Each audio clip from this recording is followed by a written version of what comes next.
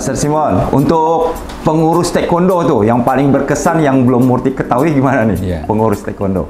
Jadi kalau pengurus taekwondo saya selama di DKI itu menjadi chief referee untuk DKI itu kurang lebih 2-3 periode mungkin. Lama sekali. Zamannya Pak Mokhtar Tumin jadi ketua taekwondo DKI sampai Pak Cipto Luharjo. Lama sekali ya kreatif ya.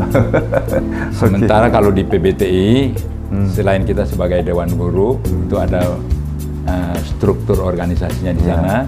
Begitupun pernah saya dan Hadi dan Sabum Sukanda ini juga menjadi penasihat teknik di PBTI pada satu periode pengurusan pada waktu itu. Baik, ya sekarang yang ringan dulu. Pertanyaan Murti itu ringan, nanti ada yang berat, ringan berat. Sekarang yang ringan nih, mengetahui Master Simon mendirikan Taekwondo Monash Club. Nah, ini banyak kita dengar dulu ada Monash Club turun mewakili Monash Club. Nah, ini kita mau tahu juga nih, bagaimana sejarah Taekwondo Monash Club ya, awal-awal berdiri. Ini benar-benar Master Simon yang create ya, yang ciptakan. Ini bagaimana ceritanya?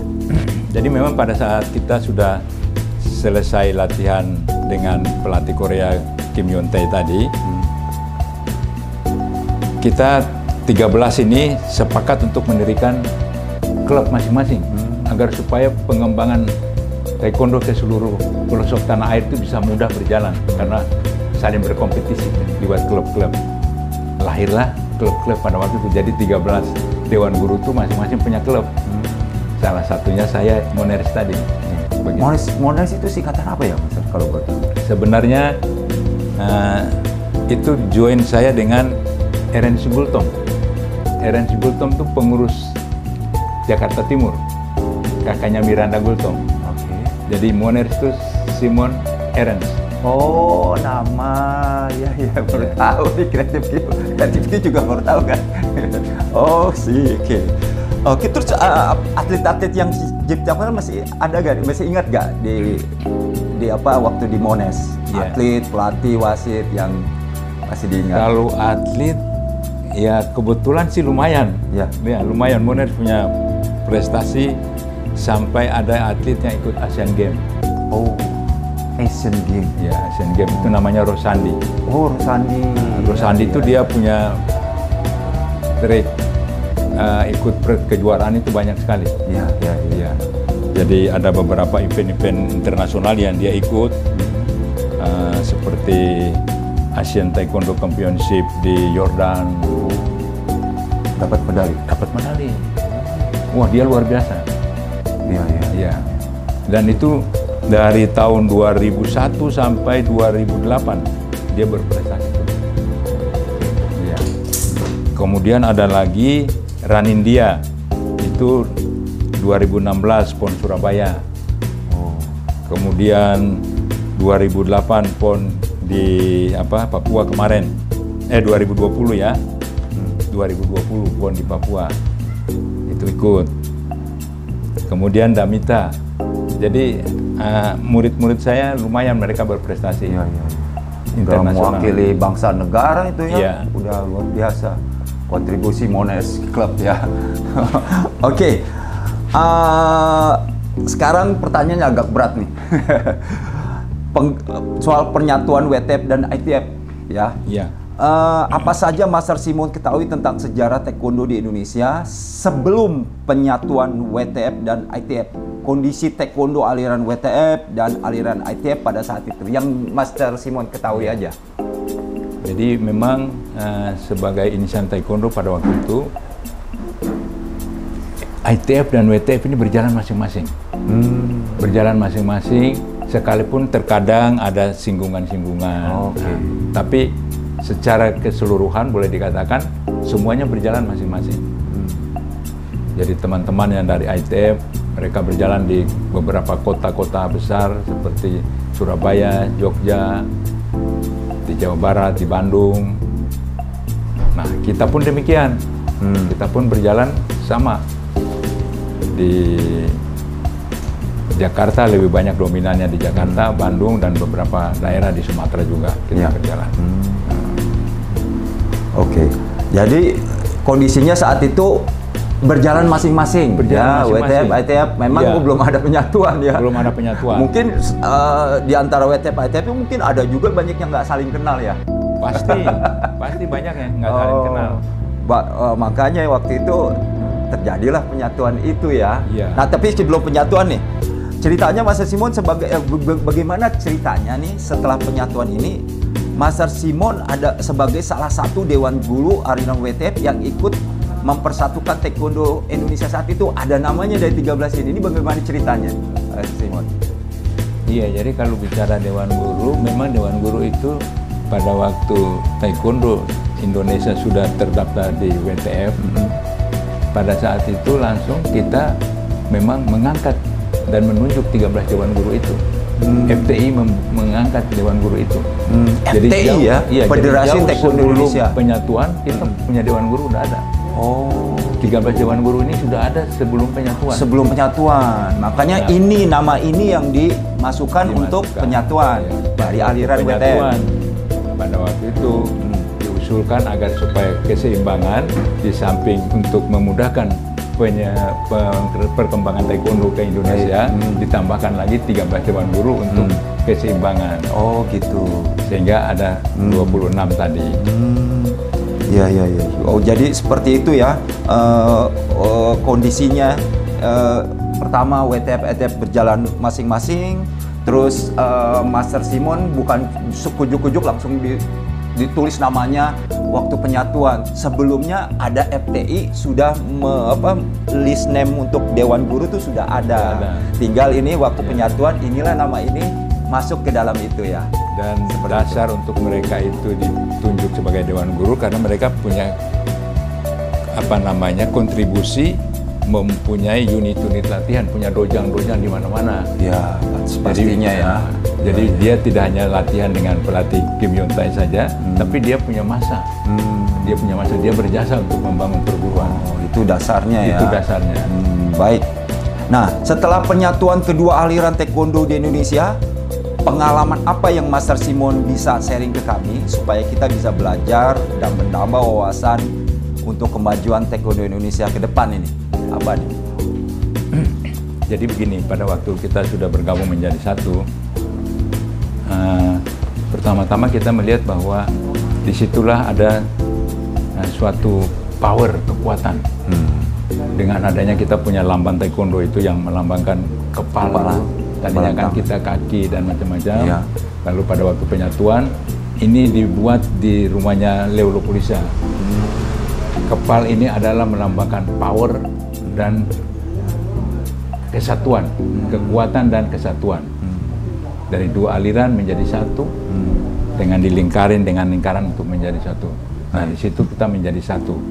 Jadi kalau bicara menjadi satu penyatuan, otomatis kan lahirlah insan-insan Taekwondo, pengurus-pengurus Taekwondo yang memang lebih mempunyai kemampuan untuk mengembangkan organisasi, tentunya harus lebih bagus. Karena kan sudah menyatu menjadi satu kekuatan power yang kuat. Nah, itu yang memang kita perlu harapkan bahwa dengan adanya penyatuan itu, kita harus lebih baik. Tidak ada saling gesek lagi. Dan tentunya punya program-program untuk ke depan bagaimana membangun Taekwondo Indonesia. Oke, Kreatif Q, kita lanjut lagi nih. Pertanyaan berikut. Master Simon, dengan kondisi Taekwondo Indonesia sekarang ini, pendapat Master gimana? Di kepengurusan, di kepelatihan, perkembangannya dewasa ini. Memang kalau kita lihat perkembangan Taekwondo ini memang sangat fleksibel, sangat luas. Ya. Apalagi kita di Indonesia dengan luasnya wilayah Indonesia yang segini besar, itu untuk pengembangan Taekwondo pun juga akan mempengaruhi. Karena prestasi itu didapat dari atlet. Atlet yang baik itu datangnya dari pelatih yang baik. Itu merupakan suatu lingkaran. Kalau pelatih tidak berkualitas, bagaimana bisa menciptakan atlet? Demikian pun organisasi. Kalau manajemennya tidak baik, bagaimana bisa menghasilkan prestasi? Betul. Ya. Jadi ini suatu lingkaran yang sangat-sangat penting kita melihat. Jadi bagaimana supaya taekwondo Indonesia itu bisa lebih maju, tidak berkembang hanya di beberapa daerah di daerah Jawa, Sumatera dan sekitar, tapi kalau bisa seluruh Indonesia. Merata ya. Ya. Jadi mungkin bagaimana kita memanfaatkan tenaga pelatih yang kita butuhkan. Apakah harus sentralisasi dari lewat PB, pengurus besar, ataukah desentralisasi? Ya. Supaya pelatih ini harus melaksanakan tugasnya ke seluruh pelosok tanah air ini. Apakah dibagi per wilayah-wilayah, lalu himbauan dari pengurus besar umpamanya untuk bisa mendatangkan pelatih. Ya. Karena beberapa kali yang pernah terjadi ini kan kadang-kadang pelatih datang seperti Sabung Ohinam dulu itu kan dia bagus tuh berprestasi, tapi pemanfaatannya tidak merata. Hanya beberapa wilayah aja yang mungkin bisa pakai dia, sementara yang lain tidak menikmati. Nah ini yang mungkin kita perlu pikirkan supaya pemerataan. Dan bagaimana mau desentralisasi apa sentralisasi? Baik. Ya. Oke. Master Simon pernah sebagai peninjau dalam kejuaraan di Hanmadang, World Taekwondo Hanmadang di Seoul, Korea tahun 2012. Pendapat Master Simon nih dengan adanya kreativitas taekwondo Hanmadang di dunia yang ada sekarang, kreativitas kompetisi taekwondo performance seperti di ATA, di American Taekwondo Association, bisakah taekwondo Indonesia dikembangkan lebih modern lagi ke arah kompetisi non-kyorugi seperti Hanmadang, supaya taekwondo di Indonesia bisa berkembang lebih cepat dan banyak lagi masyarakat yang tertarik dengan seni bela diri taekwondo? Pendapat dan saran Master Simon. Ya. Jadi pada waktu saya datang ke Korea waktu itu nonton Hanmadang itu, saya juga terkagum-kagum dan saya juga kaget. Saya pada waktu itu saya katakan dalam hati bahwa ini kalau taekwondo Indonesia juga komunikasinya lancar sehingga berita-berita seperti ini diketahui oleh taekwondo Indonesia, mungkin banyak orang Indonesia bisa ikut. Nah, iya. Karena betul. pada waktu itu tidak mewakili negara aja, jadi Amerika itu bisa beberapa klub datang bisa untuk ikut Hanmadang itu. Iya. Sementara Korea pun pada waktu itu dia membatasi diri. Jadi peserta Hanmadang itu dari seluruh negara ikut bertanding, tapi kalau Korea dia bertanding sendiri, nggak gabung sama tim dari luar itu, supaya mencegah orang lain pun bisa dapat juara. Jadi tidak dominan Korea yang jadi juara. Jadi antara Korea sendiri, yang peserta dari dunia yang lain, ayo mereka sendiri. Seperti itu dibikin bagus. Jadi kita ini hanya mungkin komunikasinya yang kurang. Padahal kalau umpamanya berita itu nyampe ke Indonesia, pasti banyak klub bisa kirim. Iya, dan itu memang bagus. Jadi kreasi supaya orang tidak bosan untuk kirurgi terus umpamanya. Kalau tidak senang kirurgi bisa breaking teknik. Jadi jangan berhenti setelah kirurgi mentok, quit ya. Udah ada 2 dan 3 sayang. Itu per usia juga dibikin per usia. Iya, betul. Oke. Untuk sarannya Master Simon nih untuk taekwondo di Indonesia, khususnya untuk pelatih, gimana sarannya untuk wasit, untuk pengurus taekwondo Indonesia, sarannya nih? Iya, mungkin kalau bicara soal pelatih itu memang sangat-sangat urgent. Karena sekarang kan kita pelatih itu harus menunjukkan tekniknya kepada siswa yang kita ajarkan. Kalau umpama usianya sudah tua, kan tidak mungkin bisa memberikan teknik, contoh teknik yang bagus, yang indah, yang bagus. Apalagi teknik fight umpamanya. Sehingga membutuhkan ada standar kualifikasi pelatih, dan usia pun harus diikutin. Nah, itu yang susahnya di Indonesia. Semua pelatih taekwondo ini kan rata-rata karyawan. Tidak akan mungkin dia umpama cuti atau izin untuk lama-lama untuk ikut training-training seperti itu. Nah, makanya harus berkesinambungan itu. Masalah training-training pelatih, seminar-seminar atau latihan-latihan peningkatan mutu dan kualitas pelatih. Dan batas usia untuk seorang pelatih itu pun harus dijaga agar supaya dia tetap eksis.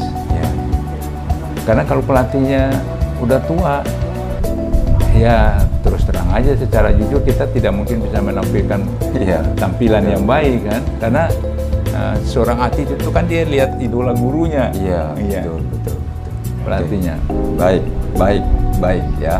Jadi yang saya garis bawahi adalah program berkesinambungan, itu yang penting. Berkesinambungan. Baik, terima kasih Master Simon atas wawancara ini. Semoga pengalaman dari Master Simon bisa berguna dan menginspirasi pelaku-pelaku taekwondo di Indonesia. Sekali lagi saya ucapkan terima kasih.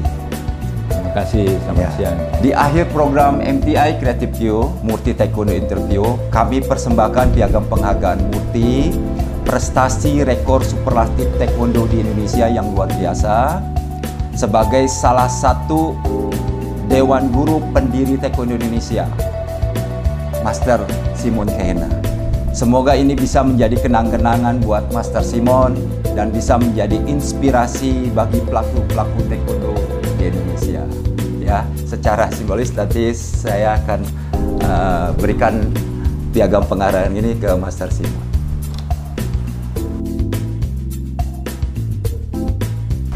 Creative Q atas nama pengurus Museum Rekor Dunia Taekwondo Indonesia, kami anugerahkan piagam penghargaan kepada rekoris Simon Kehena atas rekor Dewan Guru Pendiri Taekwondo Indonesia, 1 dari 26 Dewan Guru Pendiri Taekwondo Indonesia. Jakarta, 5 Juli 2022. Saya sebelah kanan.